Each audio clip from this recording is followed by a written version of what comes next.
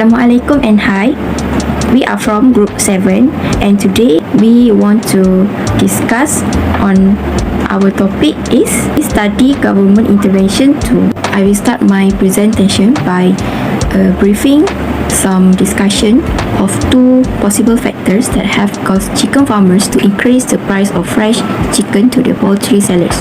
But first, we want to know what's the articles about. The article talks about how the cost of fresh chicken has significantly increased in Malacca's wet markets, rising to between 10.50 ringgit to 10.50 ringgit and 12 ringgit per kilogram.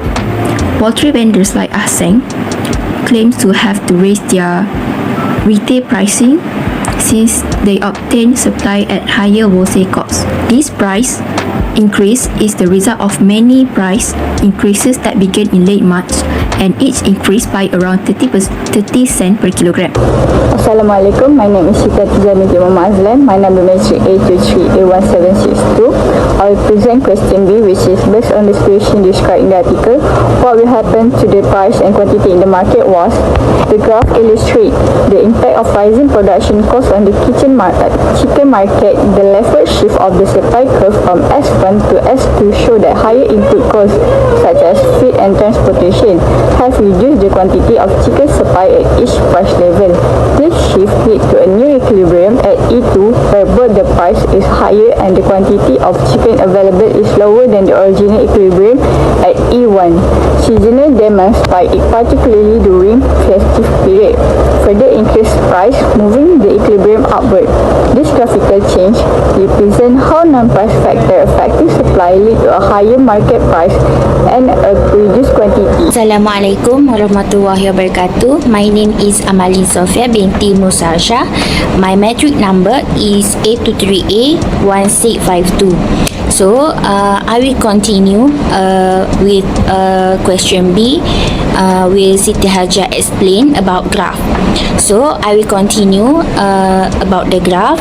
So in the market, the price increase result from the reduced supplies, and while the quantity of chicken also decrease because fewer consumer are willing to pay the higher price.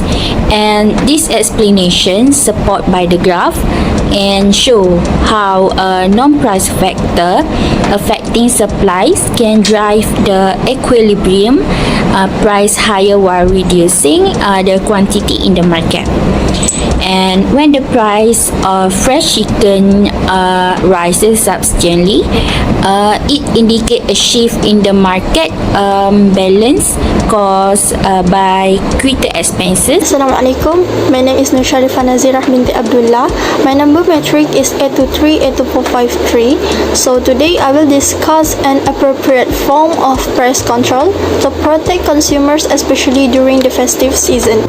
The enforcement of price selling is one of the most appropriate forms of price control that could be extended to consumers, especially during the festival.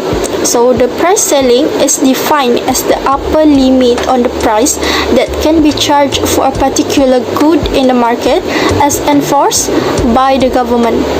It is often placed away from the equilibrium price with the view of ensuring that the basic needs of the consumers are met, more so during the seasons when demand tends to spike, as in the case of festivities. This is a government restriction on how much the consumers can be charged for basic needs. So the graph is an example that shows a form of balanced price control. First is the supply curve, which is the blue line on the diagram, represent the quantity suppliers are willing to provide at different prices. Next is the demand curve, which is the red line. It is represent the quantity consumers are willing to buy at different prices. And lastly, the price selling, which is the green dashed line, is set below the equilibrium price, limiting the maximum price that can be charged for the good. The diagram demonstrates that at the lower price, due to the price selling, the quantity demand exceeds the quantity supplied, leading to a shortage in the market. Hi and Assalamualaikum. My name is Nazatul Afika binti Kanusi, number matric A23A2443. Now, I will continue presentation about the way price controls affect the market in the long run. Firstly, price shortage and supplies. There are two types, which are price ceilings and price floors. I will explain the price ceiling first. When a price ceiling is imposed below the equilibrium price, it creates a price shortage. Over time, the quantity demand remains higher than the quantity supply because supplier cannot earn enough profit to meet the demand for essential goods such as food or shelter. This can cause ongoing supply problems. For example, in a rent-controlled housing market, landlords may not be willing to maintain or invest in rental properties because they cannot charge higher rents, leading to a decline in quality and fewer available units over time. While for the price floor, a price level set above equilibrium can lead to a surplus. For example, if the government sets the minimum wage too high, it can cause unemployment because business cannot afford to hire as many workers at the wage. In the agriculture market, the price level may cause overproduction with excess goods unsold. Like if a price floor is applied to an agriculture commodity such as corn, farmers may produce more than the market needs, leading to an unsold supply. Secondly, increased government spending. To combat the negative effect of price control, the government may need to intervene further, often by subsidizing producers to keep them in business even the price averages. This can affect government budget, especially if price controls are applied to many sectors. For example, if the government sets a price ceiling for chicken but wants to ensure farmers remain profitable, it may need to subsidize or buy excess stock to stabilize the market. This could lead to higher public spending over time. That's all for question C. Thank you. Hi, my name is Jifni Shakifa binti Maswita and my matrix number is A23A2458.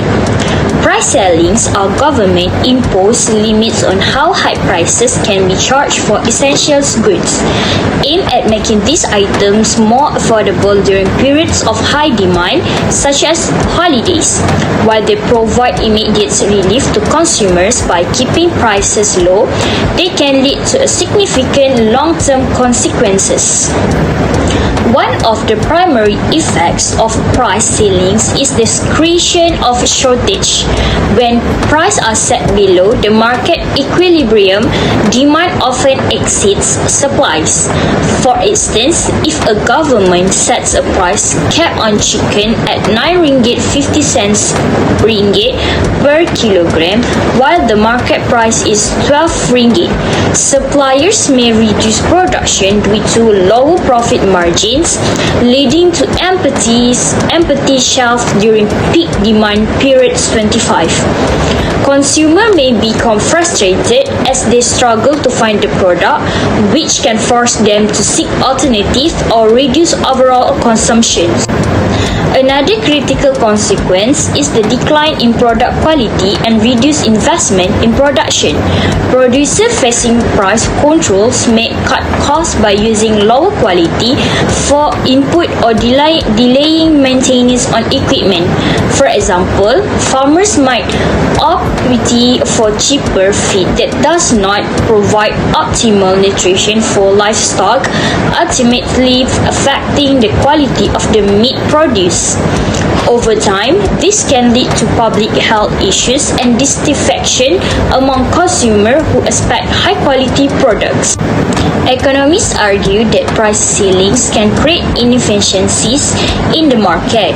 By distorting the natural supply-demand balance, they contribute to deadweight loss where resources are not allocated efficiently.